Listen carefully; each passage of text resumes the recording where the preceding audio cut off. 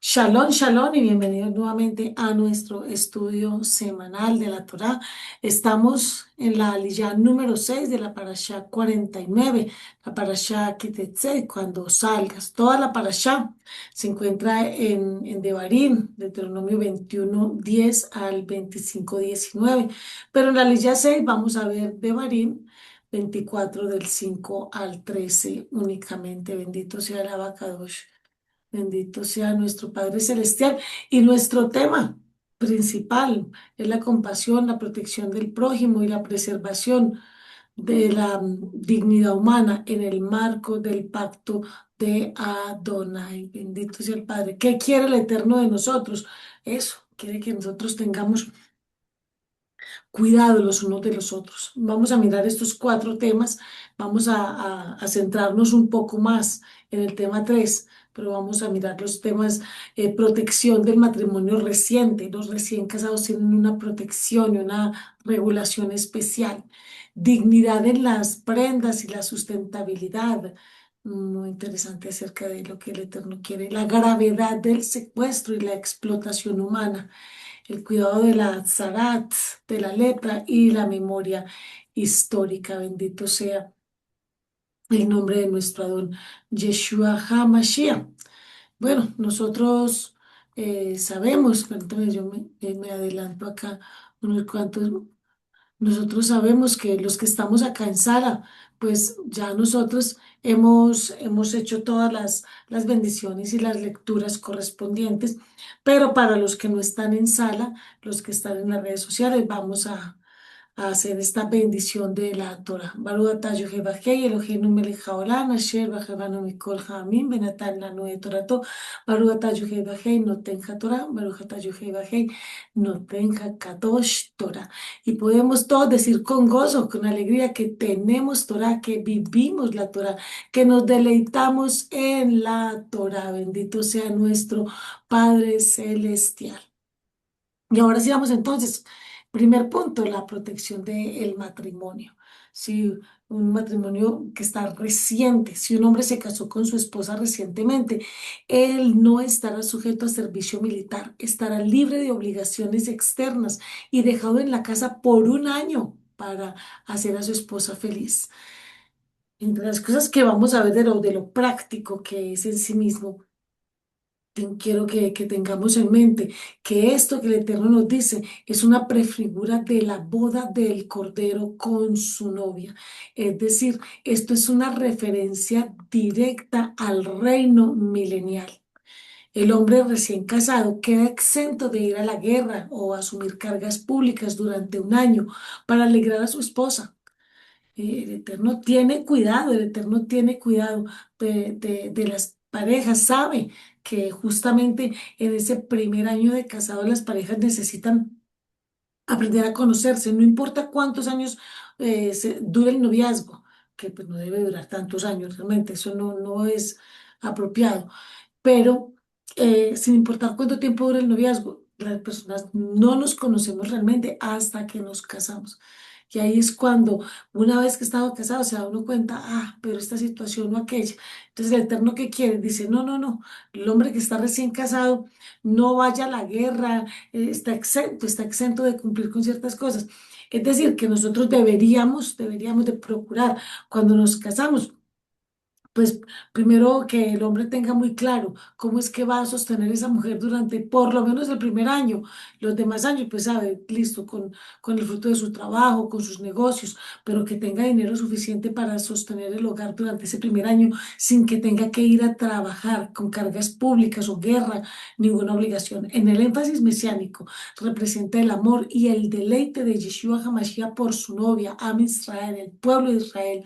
Apunta a la boda del Cordero y al tiempo del gozo y unión completa entre el esposo celestial y su pueblo, como lo vemos en Gigalut, en el libro de Revelaciones 19:9.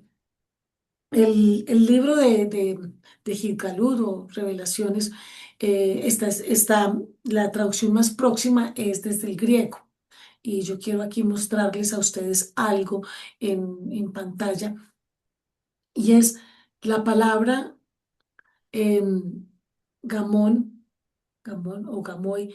Por lo general uno dice, qué es esta palabra? La gente siempre está diciendo las bodas del Cordero, como si Yeshua tuviera muchas esposas. Dice las, no. Y cuando lo miramos aquí, esta palabra está en singular, la boda del Cordero. Y lo que está diciendo aquí es que que debe estar dichoso, dichoso, las personas que logramos entrar a la cena, que estamos en la boda del Cordero, que hemos sido llamados. Mire, qué especial saber esto. Aquí hay algo muy interesante porque justamente la costumbre, la gente tiene por costumbre decir las bodas del Cordero, cuando el texto no dice las bodas, sino que dice la boda del Cordero. La palabra boda o matrimonio es la palabra gamón o gamoy, que viene de la palabra gamos. De ahí que todos entendemos, por lo menos aquí en Occidente, la importancia de ser monógamos, o sea, tener un solo matrimonio, no estar casados al mismo tiempo. De no ser bígamos o polígamos, es decir, no estar casados dos veces o muchas veces. La distinción es crucial para determinar que no es posible que Yeshua HaMashiach, que es promotor de la monogamia, ha de ser bígamo o polígamo. O sea, él no es, él de ninguna manera va a tener bodas, él no se va a casar. Si fuera un hombre casándose con una mujer, él no se va a casar con dos, tres, cuatro, cinco, seis, siete, ocho, 10 mujeres. No, su pueblo es uno. Nosotros somos uno. Él no dice, yo me voy a casar con mi pueblo y también me voy a casar con, con otras. No, no, con otras naciones. No, eso no es. Si alguien quiere ser parte de la boda del Cordero, esa persona, y esa persona dice, no, pero yo soy un goin, soy un gentil, pues tiene que estar injertado.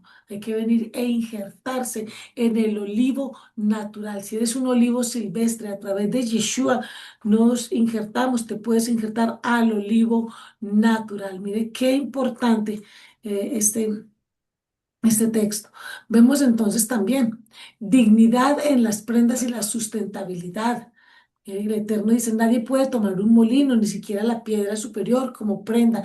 ¿De qué está hablando el Eterno aquí en su palabra en este texto? Está diciendo, si tú le prestas a alguien dinero y esa persona lo único que tiene para entregarte como en garantía, en prenda, es algo que esa persona dice, pero yo con esto me gano el sustento. Vamos a suponer una persona que vende, no sé, una señora que vende frituras, que ella misma las prepara y resulta que ella necesita dinero para sustentar a sus hijos, su familia, por no sé, una enfermedad, algo que necesita comprar. Y ella nos dice, mira, yo lo único que tengo es esta freidora, donde yo hago aquí mis frituras y yo las vendo. Entonces, tómame esto en prenda. El Eterno está diciendo es, no. Si eso es con lo que esa persona vive, no, no se puede tomar en prenda, no puede, no, porque eso sería tomar los mismos medios de subsistencia del deudor, dice el Eterno. Y dice, cuando hagas cualquier tipo de préstamo a tu prójimo, no entrarás a su casa a tomar la prenda. Es decir, la persona dice, no, mira, yo te dejo en prenda justo mi herramienta de trabajo, un hombre que se dedique a la jardinería y entonces su herramienta de trabajo de jardinería porque tengo una necesidad y entonces vas a la casa de esa persona y le dices, bueno, entrégame toda tu herramienta de trabajo. No, no, no, no. Si la persona va a entregar algo, el acreedor tiene que estar afuera, pararse afuera de su casa y dejar que sea el deudor quien traiga la prenda. Pero si es pobre, si esa persona, claro, obviamente que es pobre, si no, no estaría entregando las cosas en prenda, porque pues ni modo de pensar que nosotros como siervos del Eterno, pues vayamos a estar eh, en, en- entregando en prenda nuestros artículos. Eso no tiene sentido. Pero el Eterno dice, pero si esta persona es pobre, o sea, el Eterno no quiere nunca que estemos prestando, que los demás nos presten a nosotros, sino que seamos nosotros siempre los acreedores que prestan a los demás. Pero Él dice, pero si esta persona es pobre, entonces el acreedor no se puede ir a dormir, no puede ir a la cama con lo que esta persona pobre le entregó. No, tiene que regresar el artículo prendado al anochecer.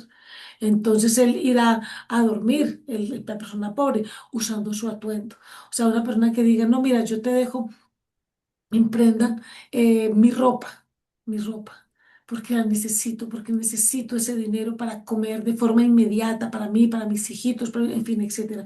Tantas situaciones que se presentan. Uno no puede decirle a un hermano, sí, claro, pásame tu vestuario y me quedo con él. No, eso no tiene ningún sentido. Uno no puede permitir que alguien que está en pobreza le entregue a uno aún sus artículos de atuendos o lo que es su sustento. El Eterno no permita que uno haga tal cosa. La prohibición de tomar en prenda el molino o la piedra de moler, pues, o sea, cualquier herramienta de sustento diario. Asimismo, al pedir una prenda por una deuda, el acreedor no debe entrar a la casa de deudor a tomarla. Y si es un manto de abrigo, o sea, algo que la persona necesita, debe devolverse antes del anochecer. Nosotros no podemos tener un corazón malo, perverso, donde el que nos está pidiendo ayuda, nosotros le digamos, sí, pero ¿qué me entregas? O aprovecharnos de la necesidad del otro, una persona que tiene algún objeto de valor y resulta que ese objeto cuesta X cantidad de dinero. Y la persona dice, no, pero como tú estás en necesidad, yo te voy a dar, te lo compro en una décima parte de lo que vale. Y la persona en vista de su necesidad, pero entrega eso que tiene de valor. En el énfasis mesiánico refleja la misericordia de Mashiach, quien no destruye la caña cascada ni apaga el pábilo que humea. Yeshua enseña a no despojar al necesitado y a cubrir la desnudez espiritual del ser humano, vistiéndonos con vestiduras de justicia y redención. Nosotros no podemos aprovecharnos de la desnudez espiritual del otro y quitarle, desposeerlo y pensar que eso es como una, qué bendición. No, hay que tener mucho cuidado con ello. En el punto 3 vamos a centrarnos un poquito aquí, no mucho, pero sí vamos a hacer un análisis un poquito mayor. La gravedad del secuestro y la explotación humana. Si un hombre secuestra a cualquiera de sus hermanos de la congregación de los hijos de Israel y lo hace su esclavo o lo vende, ese secuestrador tiene que morir. Pena de muerte a los secuestradores, dice el Eterno, imagínate. De esta forma pondrás fin a tal perversidad entre ustedes. Para el Eterno el secuestro, la trata de personas. Entonces, esclavizar a alguien, venderlo o esclavizarlo para prostitución o para lo que sea, es una perversidad, dice el Eterno. Y ese secuestrador tiene que morir, pena de muerte para los secuestradores. Ay, es una situación muy compleja el asunto del secuestro, la pena de muerte para quien secuestre y reduzca servidumbre a uno de sus hermanos israelitas. En el énfasis mesiánico, prefigura la obra redentora de Yeshua al pagar el rescate supremo para librar a la humanidad de la esclavitud del pecado y el dominio de las tinieblas. ¿Por qué Hasatán está condenado a vivir un, déjame vivir, a vivir en un castigo donde el gusano que lo atormenta nunca va a morir, nunca? Y quienes lo siguen, sus seguidores, quienes insistan en pecar, van a estar ahí, que esa es la muerte segunda. ¿Por qué tendrán esa muerte segunda? Pues sencillamente porque quien secuestra a alguien, sea que lo ponga en la esclavitud del pecado, es merecedor de la pena de muerte. Por eso esa muerte segunda de alejarse, de estar alejado totalmente del Eterno. Es lo peor que a cualquiera le puede suceder, inclusive al mismo Hasatán. Él no tiene derecho. Una persona, en una oportunidad me preguntó por qué el Eterno no perdona al enemigo, no perdona a Satán, porque es que él es un secuestrador. Él secuestra las almas, él secuestra la voluntad de las personas, las pone en esclavitud del pecado, las pone en el dominio de las tinieblas. Y cuando el Eterno nos rescata de esa esclavitud, de ese secuestro, nuestro secuestrador tiene que pagar por ese mal. Aquí hay unas situaciones bien complejas con respecto al secuestro. El secuestro tiene varias connotaciones y uno es una retención ilegítima. No es que, ay, me quiero como tú secuestrar. No, no, no, eso no. Tiene que ser una retención ilegítima. Tiene que haber un uso de la fuerza o una coacción. Y el secuestro siempre tiene algunas connotaciones bien específicas con respecto a sus elementos. El secuestro es extorsivo por lo general, pero también hay secuestros políticos, por razones políticas. Un secuestro así es muy rápido para que la persona entregue alguna información y hay secuestros que son parentales.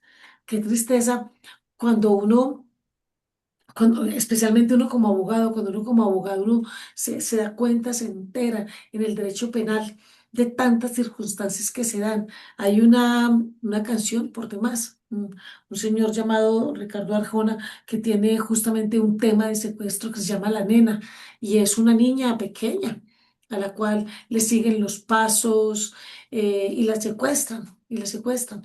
Em, y, y al final ese secuestro era un secuestro parental, era un familiar quien había secuestrado a la nena. Entonces, pero eso es una canción, pero eso es una realidad, es una realidad. ¿Cuántas de nuestras mujeres son secuestradas, que les dicen, no, te vamos a dar un empleo en tal parte, y ellas están por la necesidad, dice, claro que sí, un empleo que me van a pagar tan bien, y me voy a ir para tal país, para tal lugar, y entonces voy a poder mandar dinero a mi familia, en fin, tantas cosas. Y luego esas mujeres, cuando por alguna razón lograron rescatarlas, el Eterno permitió que las rescataran, la historia que cuentan cómo fueron exhibidas como unos objetos en vitrinas. Ocurre mucho en algunos países de Europa que la prostitución, las mujeres son exhibidas en vitrinas. Y cuando uno escucha esas historias de dolor, de angustia, uno dice, Padre Celestial. Conozco el caso de una persona en particular eh, una mujer de Torah, una mujer de Torah, eh, mm, o tienen un ministerio pastoral, en fin, pero ella muy jovencita fue secuestrada y llevada de América a Europa y prostituida. Y un pastor, una familia, el pastor y su esposa, un día pasaron y vieron a esa jovencita ahí en esa vitrina y el Eterno les habló, pastores cristianos, y el Eterno les habló y le dijo que la rescataran. En fin, ellos, usados por el Eterno, lograron pagar, imagínate, pagar por ella. Y, y uno dice, Padre, pero lo que ella vivió allí, ese secuestro, qué cosa tan terrible. O cuando el secuestro es operado por un familiar, padres que en medio de situaciones económicas angustiosas secuestran a sus mismos hijos para poder pedir eh, que los seguros se vuelvan operativos para ellos poder tener dinero para pagar deudas. Por lo general son deudas con personas no muy buenas, por lo general. O el secuestro que se da en algunos países cuando hay guerrillas o situaciones como pseudo militares que están al margen de la ley y secuestran a políticos, secuestran a un montón de personas. Uno dice la cantidad de formas de secuestro que tengo en la mente, que ha tocado escuchar, me tocó escuchar a lo largo de mi vida. Digo yo, Padre Celestial. obviamente como abogada, y uno dice, son cosas realmente aterradoras, todo lo que sucede. Pocas veces un secuestrador es bueno. Que un secuestrador sea bueno, eso no es verdad. El Eterno dice muerte a los secuestradores. Siempre hay, en cuanto a tipo penales y sanciones, siempre está la intención. Casi nunca un secuestrador secuestró porque, a ver, ¿a quién secuestra? Cualquiera, no. Casi siempre hay una intención dolosa. Esa persona se lleva días con esa empresa criminal diciendo yo voy a secuestrar a esa persona. Eso es lo que la gente hace. Es una cosa que uno dice, el ser humano tiene sanciones penales, entre mínimas y máximas que a nivel internacional pueden estar entre los 10 y los 30 años, pero el Eterno dice muerte al secuestrador. Muerte al secuestrador, pena de muerte al secuestrador. Los seres humanos tratamos de ser a veces como más piadosos que el Eterno, más bondadosos, más misericordiosos. Y uno dice, no, no, no. Pero el que está viviendo el secuestro de su familiar sabe, y si ese familiar muere en cautiverio, esa persona quiere que sea aplicada la norma del Eterno, la norma del Eterno. Y máxime cuando uno sabe que dentro de los secuestros se presentan tantos tipos de vejámenes contra la persona, son violadas, mujeres que dentro del secuestro son violadas innumerables veces, innumerables veces. En, en Israel vemos muchos ese caso con el pueblo de Israel, como ese fatídico 7 de octubre, todas las mujeres que fueron secuestradas por bueno, por estos terrucos. Ya sabemos quiénes para que no nos quiten este estudio de este canal. ¿Y qué sucede? Casi todas llegaron contando cómo fueron violadas en una misma noche por sus secuestradores. ¿Cuántos secuestradores te violaron? La gran mayoría dice no saben. Algunas mujercitas llegaron embarazadas de esos secuestradores. Y el Eterno dice pena de muerte a los secuestradores. Es una situación que uno dice es terrible, es terrible. El Eterno dice, no importa cuántos convenios haya en la ONU, qué dice el Estatuto Europeo, o sea, sí importa, pero me refiero en el marco jurídico internacional, no importa tanto que queremos nosotros los seres humanos solucionar cuando el Eterno ya nos dio la solución. No podemos pretender ser más misericordiosos que el Eterno.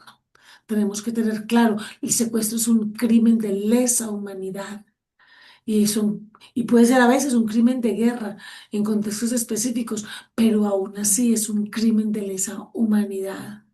Nosotros tenemos que tener claro que son crímenes que inclusive son transnacionales. ¿Qué nos dice la Declaración de Derechos Humanos? Si bien no igualan nunca lo que el Eterno dice, pero por lo menos para los goyim, para los que nos tienen Torah, por lo menos hay algunas alternativas de sanción penal para aquellos que, que han cometido tales vejámenes, tales crímenes de lesa humanidad. El secuestro es un crimen de lesa humanidad, por eso el Eterno dice, esa abominación hay que quitarlo. Nosotros tenemos que saber que el Eterno no quiere de ninguna manera que nosotros seamos partícipes de ese tipo de pecado. Nosotros no podemos ser partícipes de ningún pecado y de este de forma muy particular menos. Bendito sea el Padre Celestial. Que el Eterno nos ayude. Y si el asunto es de un secuestro espiritual, rápido, rápido, rápido, hay que salir de ese pecado, rápido. Y que ese enemigo que lo tiene atrapado sea puesto delante del Eterno y sea puesto a muerte. Que el Eterno nos defienda, que defienda nuestro cuerpo físico y nuestra neshama, nuestro ser espiritual. Y por último, el cuidado de la lepra, del zarat y la memoria histórica. Cuando haya un brote de zarat, de lepra, bueno, ya eso lo estudiamos, no es la lepra que conocemos hoy en día, pero ese será, lo ampliamos en otra oportunidad. Cuando haya un brote de Sarat, ten cuidado de observar y hacer justo lo que los Kohanim, los sacerdotes que son Levín, te enseñan. Toma cuidado de hacer todo lo que yo ordené a ellos. Recuerda lo que el eterno Yuhé Bajé Elohim hizo a Miriam. la hermana de Moshe, en el camino después de que salieron de Misraim, cuando salieron de Egipto. Guardar cuidadosamente las instrucciones de los Kohanim respecto de la plaga de Zarat y recordar lo que Adonai hizo en el camino. En un énfasis mesiánico, la lepra, la Zarat, representa espiritualmente la contaminación del pecado y la rebelión, como es la Lashon Hara, la murmuración, que fue en la que cayó Miriam, la hermana de Moshe. Los milagros de sanidad de leprosos realizados por Yeshua fueron señales mesiánicas directas de su autoridad para purificar el corazón humano y restaurar el acceso a la presencia de Hashem, de Yud Hei Bab Hei. Cuando nosotros estamos en nuestros delitos, en nuestros pecados, en nuestras transgresiones a la Torá, porque incumplir con una misbah, con un mandato del Eterno, es un delito contra el código penal que termina por ser la Torá. La Biblia, si lo quieres decir de esa manera, es un código penal donde el Eterno dice cuáles son las sanciones que una persona que le falta al Eterno debe de vivir, pero para eso tenemos a Yeshua, para que nosotros podamos ser purificados y sea restaurado nuestro acceso a la presencia del Eterno. Gracias, gracias al Padre Celestial que nos rescata del secuestro del pecado y que nuestra inclinación no sea una inclinación al mal, sino que tengamos nuestro corazón inclinado al bien. Baruch atah Yehivahei Eloheinu melech haolam, asher בחר בנו מכל העמים ונתן לנו את תורתו. Baruch atah Yehivahei נותן Torah, Baruch atah Yehivahei נותן kadosh Torah. Shalom, shalom, amado del Eterno. Shalom.